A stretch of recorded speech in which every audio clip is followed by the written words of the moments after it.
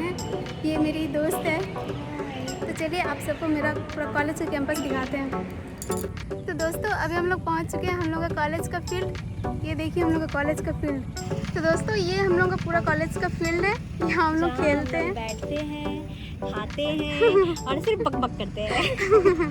इस तरफ हमारा कॉलेज का कैंटीन है, ये पीजी ब्लॉक के सामने। और सम्मानित अतिथि भी प्रवेश कर चुके हैं, साथ ही साथ छात्र संघ के पदाधिकारी भी उपस्थित हो चुके हैं।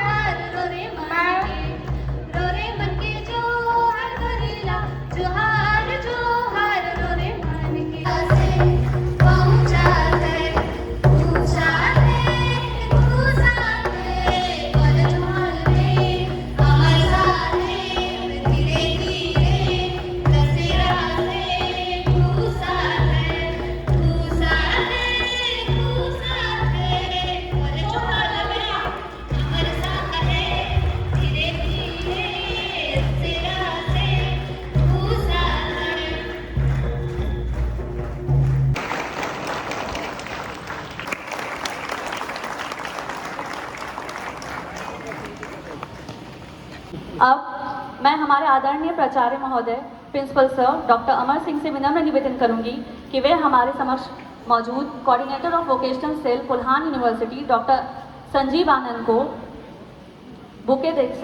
सर को बुके देकर सम्मानित करें। जोरदार तालियां।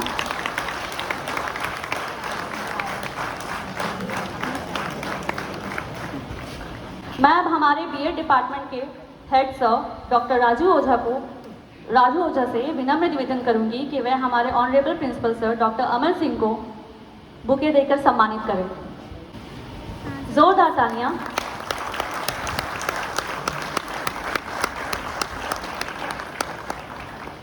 मैं अब हमारे डॉक्टर इरशाद खान सर से विनम्र निवेदन करूंगी कि वे हमारे head of the BEd department doctor Raju Ojha sir को बुके देकर सम्मानित करें। जोरदार तालियां।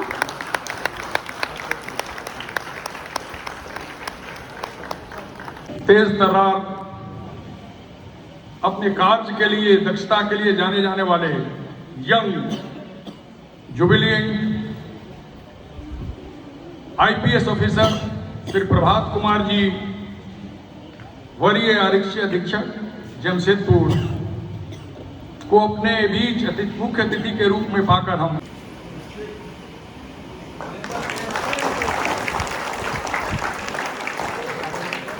डॉक्टर दुश्मन खान,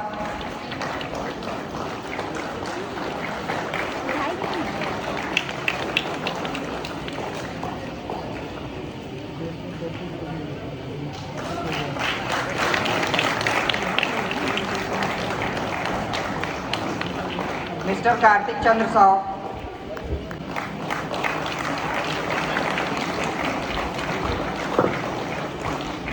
के इस सभागार में शिक्षक सम्मान समारोह का आयोजन हुआ है, उसमें मुझे यहाँ मुख्य अतिथि के रूप में बुलाया गया। उसके लिए मैं मैनेजमेंट कमेटी के सभी लोगों का और विशेषकर इस कॉलेज के प्रिंसिपल डॉक्टर अमर सिंह जी का तहे दिल से शुक्रिया अदा करना चाहता हूँ, जो मुझे इस लायक समझे और यहाँ मुख्य अतिथि बनने के लिए मुझे निमंत्रण दिए। डॉक्टर अमर सिंह जी अपने स्पीच में बताए हैं कि मुझे शिक्षा से काफ़ी लगाव है और मुझे अच्छा लगता है स्कूल या कॉलेज में जाना, स्टूडेंट्स के बीच में रहना, शिक्षकों से बात करना। ये बात सही है, क्योंकि इसका सिंपल, मैं इसलिए इसका उल्लेख किया हूँ कि इसका सिंपल कारण है कि मैं आज जो भी हूँ, मेरा सिंगल इन्वेस्टमेंट रहा है वो है एजुकेशन। मेरे माता पिता ने, उन्होंने मुझे बताया, एहसास कराया और उसी की बदौलत आज हम लोग यहाँ हैं। अदरवाइज मैं जिस फैमिली से आता हूँ, एक मध्यम वर्गीय परिवार है। मेरे पिताजी आज भी खेतीबाड़ी करते हैं वैशाली जिला के गांव में। तो उस जगह से आकर के, और मैं फर्स्ट जनरेशन हूँ जो नौकरी में आया हूँ। मेरे से पहले के सभी लोग खेतीबाड़ी में थे। मेरे दादाजी अनपढ़ थे, उनको अपना नाम लिखने भी नहीं आता था, खेतीबाड़ी करते थे। मेरे पिताजी पढ़े लिखे थे, बट कोई नौकरी नहीं लगी और खेतीबाड़ी कर रहे थे। उस लेवल से आकर के आईपीएस बनना और इस कैडर में आने के बाद जमशेदपुर जैसे प्रतिष्ठित जिला का एसएसपी बनना, भगवान का डायरेक्ट आशीर्वाद के अलावा और कुछ हो नहीं सकता है। और इसमें बस सिर्फ और सिर्फ एक ही चीज़ जो मुझे लगता है जो मेरा इन्वेस्टमेंट है वो है शिक्षा।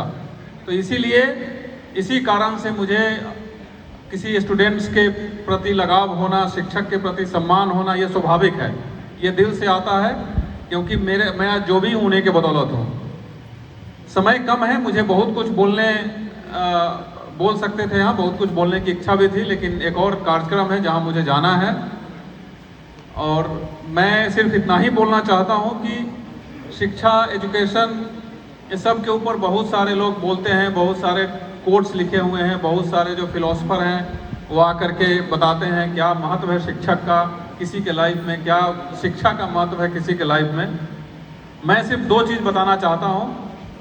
एक कि अगर आप, बहुत सारे लोग यहाँ होंगे जो इन्वेस्टमेंट करते होंगे, कोई सोना चांदी में इन्वेस्टमेंट करते होंगे, कोई ज़मीन में इन्वेस्टमेंट करते होंगे, कोई मकान बनाते होंगे, कोई शेयर मार्केट में इन्वेस्टमेंट करते होंगे, किसी के पास स्पेयर मनी होगा तो वो एफडी करते होंगे, LIC करते होंगे। बट अगर pure economic point of view से अगर आप देखेंगे, यहाँ इकोनॉमिक्स के हेड ऑफ डिपार्टमेंट भी बैठे हैं कहीं, यस, आप अग्री करेंगे मेरे से कि द बेस्ट इन्वेस्टमेंट, जिसमें रिटर्न ऑफ इन्वेस्टमेंट सबसे ज़्यादा है, वो है शिक्षा, वो है एजुकेशन। मुझे लगता है कोई भी फाइनेंशियल प्रोडक्ट आप कितना अच्छा लुक्रेटिव प्रोडक्ट लेके आ जाइए, लेकिन जो ROI, जो रेट ऑफ इंटरेस्ट शिक्षा देता है, वो कोई रेट ऑफ इंटरेस्ट किसी भी फाइनेंशियल प्रोडक्ट में नहीं है। हमारे बीच जो वोकेशनल कोर्स के कोऑर्डिनेटर भी बैठे हुए हैं, डॉक्टर संजीव आनंद जी, ये वोकेशनल कोर्स के कोऑर्डिनेटर हैं कुल्हान यूनिवर्सिटी के। ये भी एग्री करेंगे कि बहुत सारे वोकेशनल कोर्स को कराते हैं, लेकिन वोकेशनल कोर्स ओरिजिनेटर है बिजनेस आइडियाज़ का, वोकेशनल कोर्स ओरिजिनेटर है एक्सिक्यूशन ऑफ बिजनेस प्लान्स का। तो जो लड़का वोकेशनल कोर्स में काफ़ी रुचि दिखाता होगा, काफ़ी अच्छा करता होगा, आई एम श्योर वो बिजनेस में भी बाकी लोगों से काफ़ी अच्छा करता होगा। तो एक पॉइंट ये था कि this is the best investment. Sadly मुझे ये कहना पड़ रहा है, अनफॉर्चुनेटली, कि आज के डेट में इसके महत्व को लोग नहीं समझ रहे हैं। शिक्षा सबसे धीरे धीरे पीछे होती जा रही है, चाहे आप शिक्षा के इंफ्रास्ट्रक्चर के डेवलपमेंट पे देखें या बच्चों का शिक्षा के प्रति रुझान को देखें। दूसरा पॉइंट जो मैं बताना चाह रहा था वो है रोल ऑफ टीचर, शिक्षक का रोल। इसमें भी अनफॉर्चुनेटली आज हमारे समाज में ये परिपाटी चल गई है कि किसी को कहीं कोई रोजगार, कहीं कोई नौकरी, कहीं कोई बिजनेस नहीं मिला तो कोई बात नहीं, चलो शिक्षक बन जाओ। ये काफ़ी सैड है। हम लोग को याद है जब मैं प्राइमरी स्कूल में अपने गांव में पढ़ता था तो 17-18 शिक्षक हुआ करते थे। हम लोग बेसिक स्कूल में जाते थे, 300-400 बच्चे हुआ करते थे हम लोग, और उसमें से 10 टीचर उसी स्कूल में रहते थे, क्योंकि दूर दराज के गांव से आते थे। मोड ऑफ ट्रांसपोर्टेशन उतना अच्छा उस समय नहीं हुआ करता था, सिंगल मोड ऑफ ट्रांसपोर्टेशन हुआ करता था साइकिल से। और ये कोई मैं 1947 के पहले की बात नहीं बता रहा हूँ, ये बस 15-20 साल पहले की बात। तो शिक्षक लोग आकर के या तो स्कूल के ही कमरे में रहते थे, या हम लोग के गांव में एक प्रचलन भी था कि अगर कोई अच्छा ठीक ठाक परिवार है तो शिक्षक को अपने दरवाजे पर रखता था, मुफ्त में खाना खिलाता था, रखता था उनको, और वो फिर उस घर के बच्चों को पढ़ाते थे। मेरे घर पर भी एक शिक्षक रहा करते थे, उन्हीं की बदौलत आज मैं हूँ, यहाँ हूँ, जो भी हूँ। मेरे पिताजी ने आई थिंक बहुत सारे अच्छे काम किए होंगे, उसमें से एक अच्छा काम मैं जरूर किया कि उस शिक्षक को अपने घर पे रखें, और वो हमारे फैमिली के सदस्य बन गए थे। उन्हीं के साथ स्कूल जाना, उन्हीं के साथ स्कूल से वापस आना, शाम को पढ़ना, तो ये रोल था। आज के डेट में लोग इसको प्रोफेशन मान लिए कि कहीं कोई रोजगार नहीं मिला तो शिक्षा को एक रोजगार, चलो कम से कम B.Ed कर लो, M.Ed कर लो। चूँकि मैं इसकी चर्चा इसलिए कर रहा हूँ कि जो प्रोग्राम है वो B.Ed डिपार्टमेंट के द्वारा आयोजन किया गया है। बट ये बदलने की ज़रूरत, शिक्षा रोजगार हो ही नहीं सकता, क्योंकि आप रोजगार किसको मानते हैं कि आप कुछ काम करें, उससे किसी को कुछ बेनिफिट हो, उस बेनिफिट के शेयर में से आपको कुछ तनख्वाह दे दें। रोजगार प्योर इकोनॉमिक टर्म में यही है, शिक्षा रोजगार हो नहीं सकता।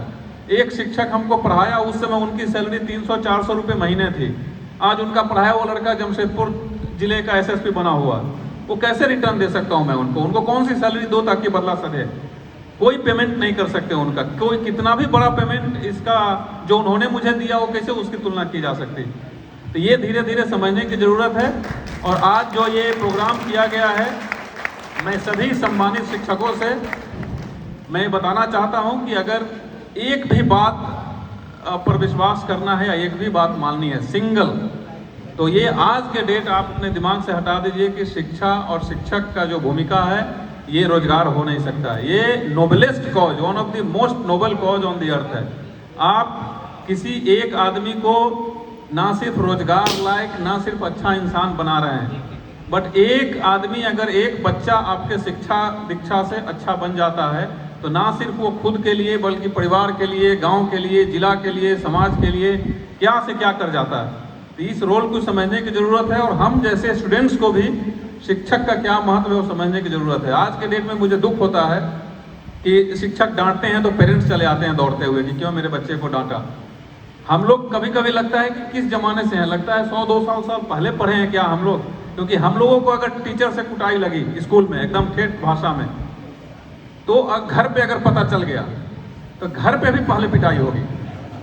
कि सिंपल कंसेप्ट था कि जरूर कुछ ना कुछ गलती किया होगा तब तुम्हारे मास्टर साहब मारे हैं। ये कंसेप्ट नहीं था कि मास्टर साहब मारे हैं तो चलो हाथ पकड़ के लेके चलते हैं, पूछते हैं क्यों मारा। तो हम लोगों का उद्देश्य यही रहता था कि एक तो गलती ना करो, और अगर गलती कर ली स्कूल में तो हम लोग टीचर से विनती करते थे कि भाई यही मार लो और घर पे मत बताना। तुम एक, हम लोग के यहाँ रोल से मारा जाता था, तो एक रोल के वजह सर आप 2 रोल मार लीजिए, बट घर पे पापा को मत बताइएगा। क्योंकि वो माहौल ऐसा हुआ करता था कि सब टीचर सिर्फ बच्चे को ही नहीं, बच्चे के पूरे खानदान को जानते थे, किसका बेटा है, किसका पोता है, कौन गांव से आता है, सब एक दूसरे को जानते थे। मैं सभी से आग्रह करना चाहूंगी, सभी खड़े हो जाए।